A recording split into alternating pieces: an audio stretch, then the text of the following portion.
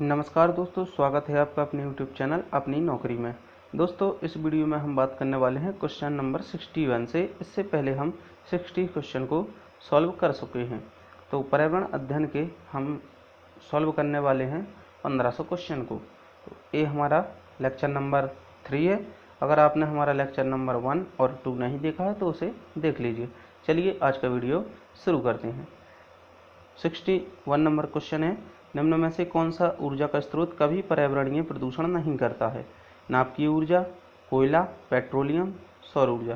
तो इसका right answer हो जाएगा आपका सौर ऊर्जा कभी भी पर्यावरण प्रदूषण नहीं कर सकता, क्योंकि सौर ऊर्जा से सोलर पैनल के द्वारा हम विद्युत ऊर्जा प्राप्त कर सकते हैं, जिससे कोई भी प्रदूषण नहीं होता है। अगला क्वेश्चन है, वायुमंडल की सबसे ऊपरी परत कहलाती है? वायुमंडल की मुख्यतः परतें जो पाई जाती हैं उसमें सबसे ऊपर की परत को पूछा गया है, तो इसका राइट आंसर हो जाएगा आपका आयन मंडल, क्योंकि क्षोभ मंडल, समताप मंडल, उसी में ओजोन मंडल पाया जाता है। तो इसका राइट आंसर हो जाएगा कि वायुमंडल की सबसे ऊपरी परत है आपकी आयन मंडल। अगला क्वेश्चन है, अम्लीय वर्षा का कारण निम्न में से किसकी सांद्रता में वृद्धि है? सल्फर डाइऑक्साइड और नाइट्रोजन डाइऑक्साइड की, कार्बन मोनोऑक्साइड और कार्बन डाइऑक्साइड की, कार्बन मोनोऑक्साइड और नाइट्रोजन की, धूल के कण और O3 की। तो इसका राइट आंसर हो जाएगा आपका सल्फर डाइऑक्साइड और नाइट्रोजन डाइऑक्साइड की। अगला क्वेश्चन है आपका, रेड डाटा बुक में सम्मिलित है? क्या सम्मिलित है रेड डाटा बुक में? विलुप्त हो रहे जीव, सुमेध जीव, आपत्तिग्रस्त जीव, ए सभी। तो इसका राइट आंसर हो जाएगा आपका कि रेड डाटा बुक में विलुप्त हो रहे जीव भी सम्मिलित होते हैं, सुमेध जीव भी सम्मिलित होते हैं और आपत्तिग्रस्त जीव भी सम्मिलित होते हैं। तो इसका राइट आंसर हो जाएगा ए सभी। अगला क्वेश्चन है आपका, अत्यधिक चारण का परिणाम है? मृदा प्रदूषण, मृदा अपरदन, ताप प्रदूषण, जलवायु परिवर्तन। तो इसके लिए आपको हिंट दूंगा। मान लीजिए ये यहाँ पर घास लगी हुई है और इसकी जड़ें यहाँ पर फैली हुई हैं और यहाँ पर पशु आए और उन्होंने इस घास को खाया और फिर से पशु आए, उन्होंने फिर से इसी घास को खाया, यहाँ पर कुछ नहीं बचा। तो यहाँ पर जब घास नहीं बचेगी तो उसकी जड़ें भी धीरे धीरे क्या होंगी? नष्ट हो जाएंगी। जड़ें भी उसकी क्या होंगी? धीरे धीरे नष्ट हो जाएंगी। तो इससे क्या होगा कि जो घास की जड़ें मिट्टी को पकड़े हुए थीं वो क्या होंगी? मिट्टी को छोड़ देंगी। इससे जब भी बारिश होगी और मिट्टी बहना शुरू हो जाएगी। इस प्रकार हमारा क्या होगा? क्लियर हो गया होगा आपका कि मृदा अपरदन ही होगा। चलिए अगला क्वेश्चन है, जब ध्रुव से भूमध्य रेखा की ओर बढ़ते हैं तब जैव विविधता, जब ये हमारी पृथ्वी है, ये हमारी भूमध्य रेखा है, ये हमारे ध्रुव हैं, तो जब हम ध्रुव से भूमध्य रेखा की ओर बढ़ते हैं तो जैव विविधता क्या होगी?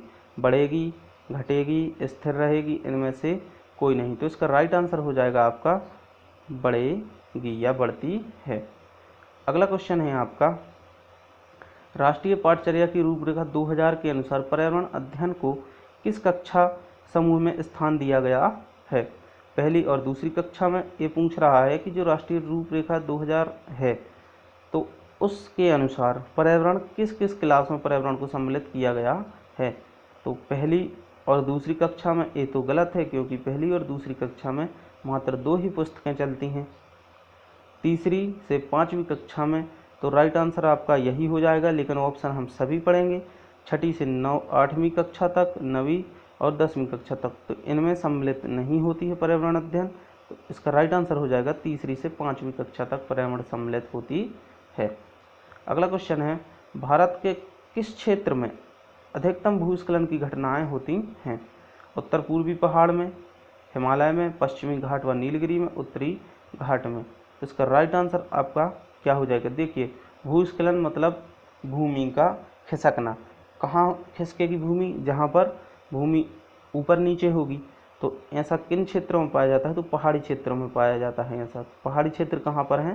तो हिमालय। इसका राइट आंसर क्या हो जाएगा? हिमालय में भूस्खलन की घटनाएं होती हैं। अगला क्वेश्चन है, निम्न में से कौन सा सुमेलित नहीं है? हल्दी पाउडर, मेटेलिक येलो, इसका रासायनिक नाम है, सही है। फ्रियोन, फ्रियोन में क्या पाई जाती है? क्लोरोफ्लोरोकार्बन, सही है। ग्रीन हाउस गैस की कौन सी है? कार्बन डाइऑक्साइड, ये भी सही है। तो इसका रॉन्ग आंसर क्या हो जाएगा, नहीं है पूछा है, तो इसका राइट आंसर क्या होगा, कंडरू कृषि भूमि अपर्दन, इसका राइट आंसर हो जाएगा। अगला क्वेश्चन है हमारा, सजीवों में ऑक्सीकरण की प्रक्रिया में खाली स्थान ऊर्जा अवमुक्त होती है। जो सजीवों में ऑक्सीकरण की प्रक्रिया है उसमें कितनी ऊर्जा अवमुक्त होती है, 573 kilo calorie, 673 kilo calorie, 28 kilo calorie, 746 kilo calorie. तो इसका राइट आंसर हो जाएगा कि जब सजीवों में ऑक्सीकरण की प्रक्रिया होती है तो 673 किलो कैलोरी ऊर्जा अवमुक्त होती है। अगला क्वेश्चन है, बाढ़ से समुद्रवित पौधे मर जाते हैं क्योंकि, जो बाढ़ आती है उससे जो पौधे हैं वो मर जाते हैं, क्यों? पौधों का कोश का रस पतला हो जाता है, पौधों में बाढ़ का पानी अंदर चला जाता है, इससे उसका कोश का रस पतला हो जाता है। दूसरा है, मूल में श्वसन रुक जाता है।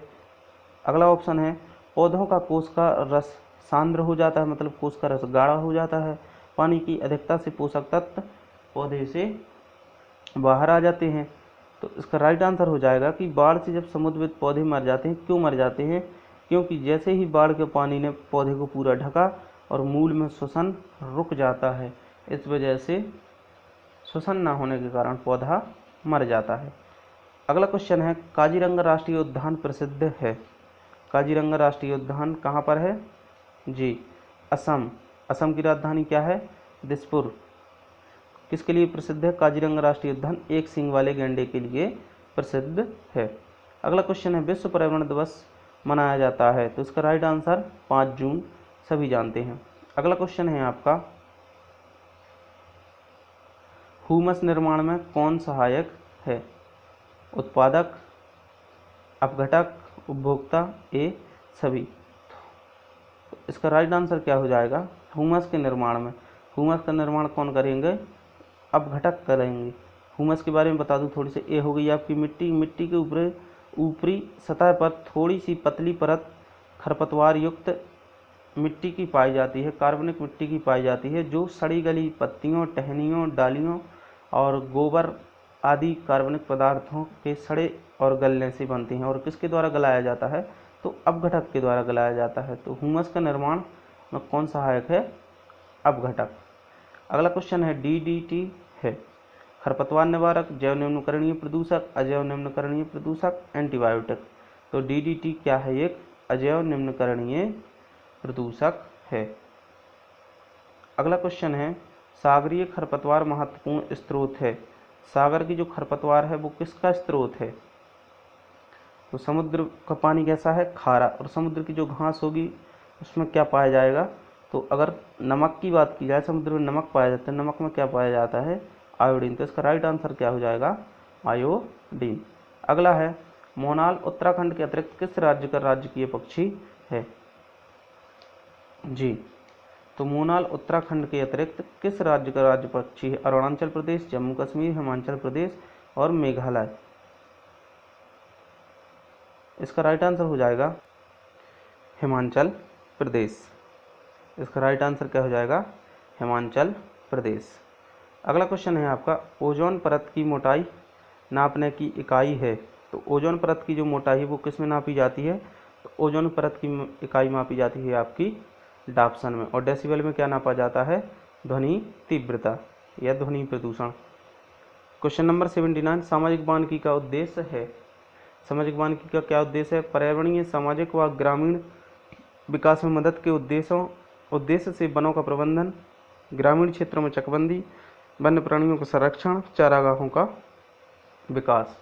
तो इसका राइट आंसर हो जाएगा आपका, सामाजिक वानिकी का उद्देश्य है पर्यावरणीय, सामाजिक व ग्रामीण विकास में मदद के उद्देश्य से वनों का प्रबंधन।